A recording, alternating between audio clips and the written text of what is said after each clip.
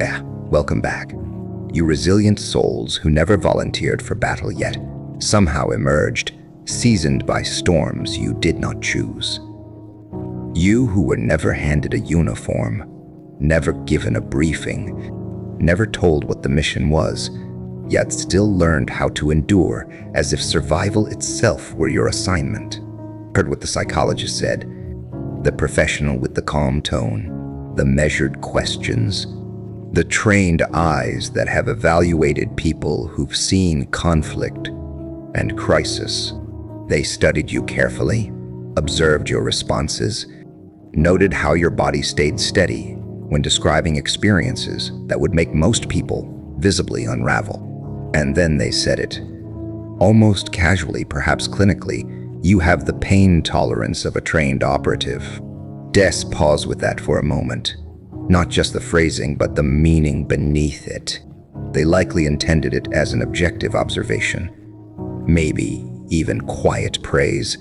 But what they didn't fully articulate, what may not even fit inside their framework, is that trained operatives are prepared for what they endure. They are conditioned step by step. They are given structure, strategy, supervision, and support. They train with instructors. They debrief. They are monitored.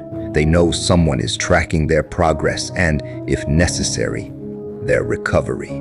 Blends, you did not receive that infrastructure. There was no orientation, no manual, no safety net, no reassurance that the ordeal would end at a scheduled time. The resilience you built was not cultivated in controlled environments. It was shaped in isolation, often in silence, in circumstances where raising your voice might not have changed anything. You developed endurance not because it was a career path, but because it was the only path available.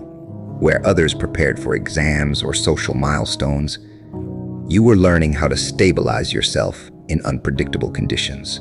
You were strengthening emotional muscles simply to make it through another day. Leaned.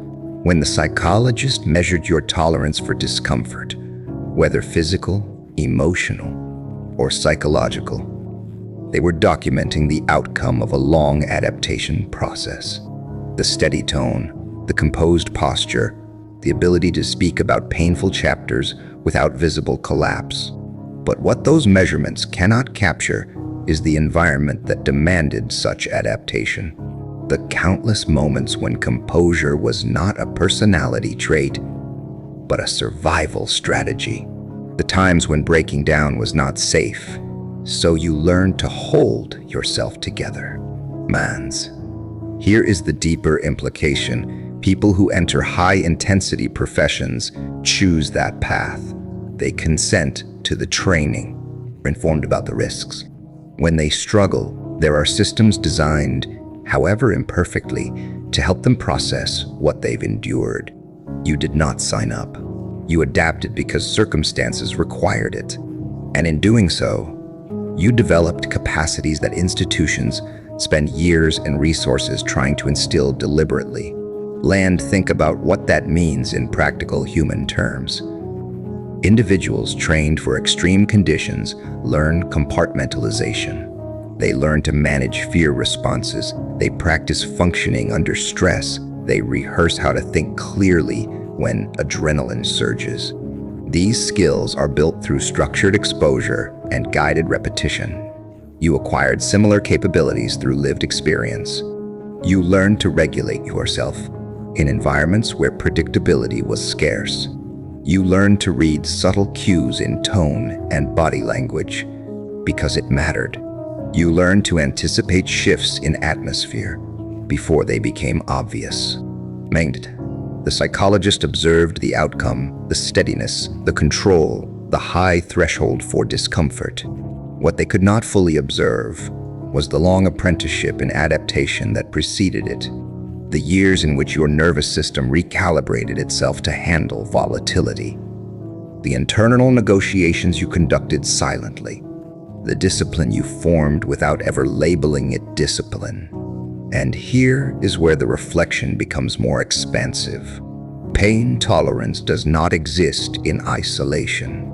It is part of a network of adaptive responses. If your threshold for distress rose to that level, what else strengthened alongside it? Perhaps your situational awareness sharpened. Perhaps your ability to assess risk became instinctive. Perhaps your emotional regulation operates at a depth that others misinterpret as detachment, not realizing it is the product of years spent managing intense internal weather without external support. You may notice that you scan rooms automatically. You identify patterns in behavior quickly. You sense shifts in mood before others articulate them. These are not random quirks. They are refined perceptual skills born from necessity. Many people learn them in specialized training programs. You learn them in everyday life, where others experienced gradual lessons in social complexity. You were decoding unpredictability in real time. It challenges a comfortable narrative to acknowledge this. Society prefers to believe that extraordinary resilience comes primarily from structured development, from elite programs, from intentional cultivation. It is easier to imagine that strength is manufactured in official settings, but you arrived at comparable resilience through circumstances that were not designed for growth. There were no certificates marking your progress, no public acknowledgement of the curriculum you completed. Plant, your training ground, was inconsistency presented as normalcy. It may have been an environment where expectations shifted without warning, where emotional climates changed abruptly, where stability was conditional. In structured training, unpredictability is simulated within safe boundaries. There are parameters. There is an endpoint. In your experience, unpredictability may have felt constant, with no clear-off switch. You learned to remain alert while appearing calm. You learned to navigate complexity without revealing the effort it required. And while peers focused on ordinary developmental milestones, you were building advanced internal management systems. You practiced existing in heightened awareness without displaying it. You learned to think clearly when your body signaled alarm. You cultivated the ability to present composure, even when processing intense internal reactions. The measurable pain tolerance is only the visible surface. Beneath it lies an entire architecture of adaptation, cognitive, emotional, perceptual. And here is the empowering truth within all of this. The very capacities that emerged from necessity are now transferable strengths.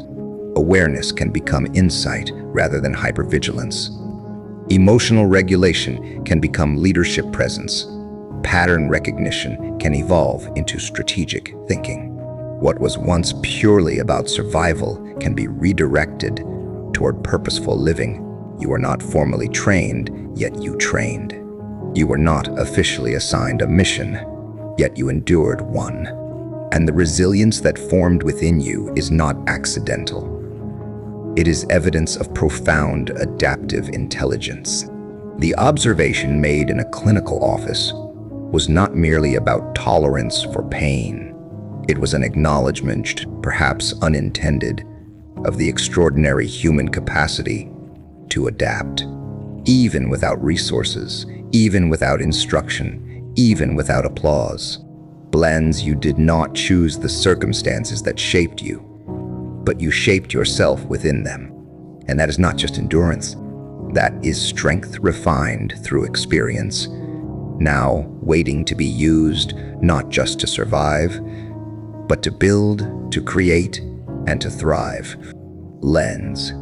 But what about the forms of pain that never show up on a chart? What about the emotional weight, the psychological strain, the quiet spiritual exhaustion of continuing forward when every reason to stop seemed reasonable, logical? Physical discomfort can be measured. Stress responses can be observed. But the endurance required to wake up each day and function while carrying invisible pressure, that kind of stamina rarely receives formal acknowledgement. It is the strength to keep participating in life, when discouragement feels organized, lined up in perfect formation, daring you to surrender. LEMD. People trained for high-risk missions endure hardship with at least one stabilizing belief. There is a timeline. There is a strategy. There are people tracking the clock. They know, even in the worst moments, that someone is aware of their sacrifice. There are protocols for extraction, negotiation, or at minimum recognition. You endured your trials without that assurance. There was no clear endpoint circled on a calendar, no guarantee that relief was scheduled, no confirmation that anyone fully understood the scope of what you were navigating. At times, it may have felt as though this was simply the permanent setting of your life, and that you were expected to function within it, while the world around you carried on as if nothing were unusual, and your resilience was not built in a classroom. No one handed you techniques and said, "Here is how you survive this." You adapted because disintegration was not an option you were willing to accept.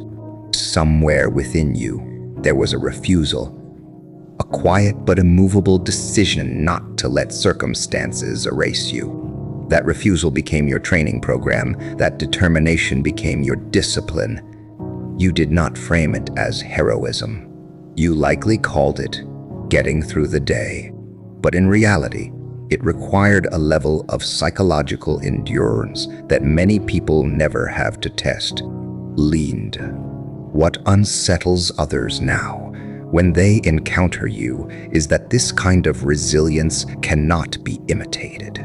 It cannot be borrowed from books or adopted as an aesthetic. There are those who admire strength from a distance, who romanticize toughness without understanding its origin story. Some believe that reading about hardship is the same as enduring it, but there is a difference between studying storms and surviving one. There is a difference between rehearsed grit and the quiet steadiness, of someone who learned resilience because there was no alternative. Mend your capacity is not a switch you flip on when needed. It is integrated. It shaped your nervous system, your reflexes, your interpretation of stress. When tension rises, you may not escalate. You may narrow your focus. While others scramble, you grow precise. Not to prove anything, not to appear composed, but because high-pressure moments feel familiar. You recognize the rhythm of urgency. You know how to conserve energy.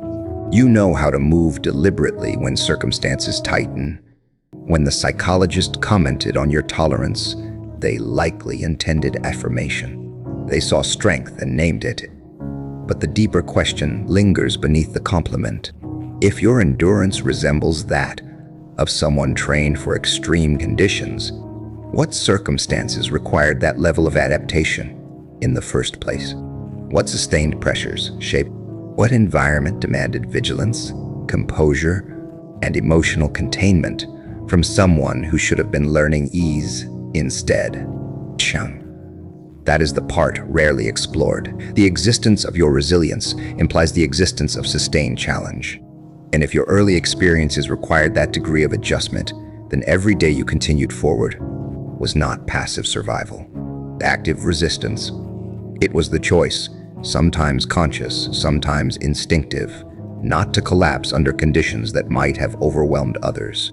The odds may not have favored you. The environment may not have been structured for your thriving. Yet you are here, not only present, but capable. Mond. There is a nuance to this kind of endurance that doesn't make it into formal evaluations. High tolerance for pain is often described as impressive. It is framed as strength, but there is also something deeply sobering about it. The issue is not that you can withstand so much. The issue is that you had to. Capacity itself is not tragic. The necessity for it sometimes is. Ideally, resilience develops gradually within supportive structures. Instead, yours may have been accelerated by circumstance. Blends. Those who enter intense professions volunteer. They acknowledge the risks. They sign agreements, understanding that hardship is part of the path. When they return affected, there are systems, however imperfect, designed to offer compensation, recognition, or care. You did not volunteer for your formative pressures. You did not consent to the environment that shaped your adaptations. And yet you emerged with a level of psychological stamina that rivals structured training programs. Delineant that reality holds both gravity and power. Gravity, because it acknowledges what was required of you too early or too often. Power, because it affirms what you built anyway. Your tolerance is not merely about enduring pain. It is evidence of profound It reflects intelligence at the level of survival, an ability to recalibrate, to stabilize, to persist. And now, the most important shift, endurance does not have to remain tied only to surviving difficulty. The same steadiness that once protected you can support growth. The same composure that carried you through crisis can anchor you in leadership, creativity, and intentional living. What developed under pressure does not have to be defined by that pressure forever. Planned, yes, it is sobering that you needed such strength, but it is also remarkable that you cultivated it, not by choice, not with ceremony, but with persistence. And that persistence is not merely about what you endured. It is about what you are now capable of building because you did. Lens. You were given none of the protections that usually accompany extreme endurance. No briefing, no warning, no option to decline. Circumstances drafted you without consent and placed you in conditions you did not create. You are expected to adapt or disappear in spirit. So you adapted. You developed abilities that look extraordinary from the outside, but were, for you, simply necessary. And now you walk through the world, carrying injuries that do not appear on scans, wounds that have no precise diagnostic label. What others interpret as composure or strength is often scar tissue doing its job so well that no one realizes there was ever damage. Blends. The most complicated part is that your tolerance has likely been misunderstood and used. When people saw that you could endure, they assumed you were unaffected. When you remained functional, they interpreted it as consent. Your ability to withstand became permission in the minds of those who benefited from your silence. It was easier for them to believe you were naturally strong than to question whether you were surviving something you never should have had to survive. Your resilience was renamed convenience. Your steadiness was reframed as proof that nothing was wrong. Over time, what began as a survival strategy can become a default mode. The alertness that once protected you does not automatically power down when the threat subsides. You may notice that you still scan for risk in stable environments. You may prepare for outcomes others never consider. It can feel as though your internal systems are running emergency protocols during ordinary days. And the truth is, those systems cannot simply be switched off on command. They were built gradually, reinforced repeatedly, integrated deeply. Yet, within all of this, there is also clarity. Enduring intense conditions refined you. You became skilled at reading subtext, at identifying inconsistencies, at sensing when something beneath the surface does not align. This is not cynicism, it is pattern recognition strengthened by necessity. You distinguish between authentic emotion and performance quickly. You recognize manipulation early. You sense instability before it becomes obvious. These abilities can make you exceptionally perceptive and occasionally unsettling to those who prefer their contradictions unnoticed. You may move through the world with layered awareness, engaged but observant, connected yet cautious. Not because you lack depth, but because depth requires trust, and trust requires evidence of sustained safety. People might label this guardedness. They may encourage you to just open up. But often what they are reacting to is your accurate calibration. You are not unwilling to connect. You are discerning about risk. You understand that patterns matter. You have lived the consequences of ignoring them.